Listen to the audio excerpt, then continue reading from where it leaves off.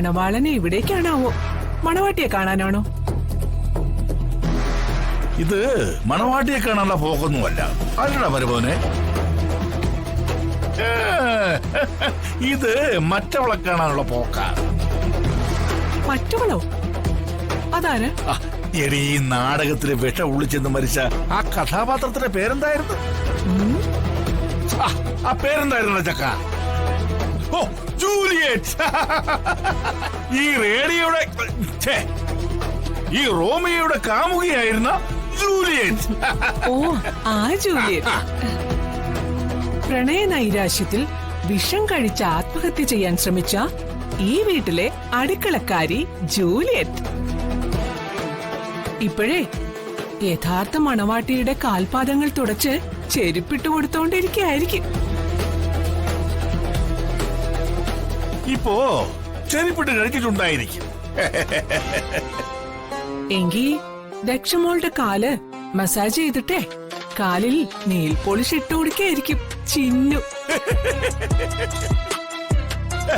ചിന്നുവല്ല, Juliet. Juliet Juliet Juliet.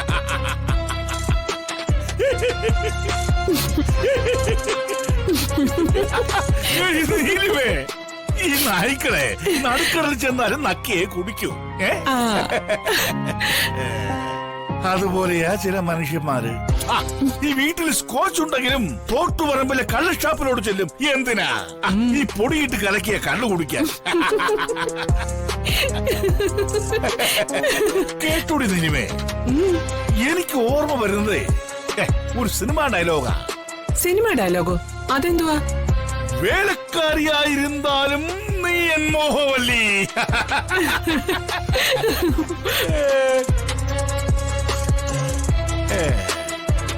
ആരും ആശിക്കുന്നതിൽ കൂടുതൽ ആശിക്കരുത്. അങ്ങനെ ആശിച്ചവർക്ക് നാശമാണ് ഫലം.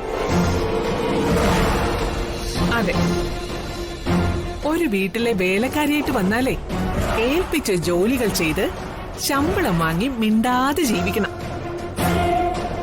അല്ലാതെ ആ വീട്ടിലെ മുതലാളി പയ്യനെ വലവീശി പിടിച്ച് മഹാറാണി ആവാൻ നോക്കരുത്. അങ്ങനെ വേണ്ടാത്ത ചിന്തകൾ വന്നാലേ ഇതായിരിക്കും ഫലം. മോനെ മഹി, നിന്റെ മുഖത്ത് നല്ല വിളർച്ചയുണ്ട്. ഒന്ന് ഫേഷ്യൽ ചെയ്തിട്ട് നിൽക്കുന്നത് നല്ലതായിരിക്കും.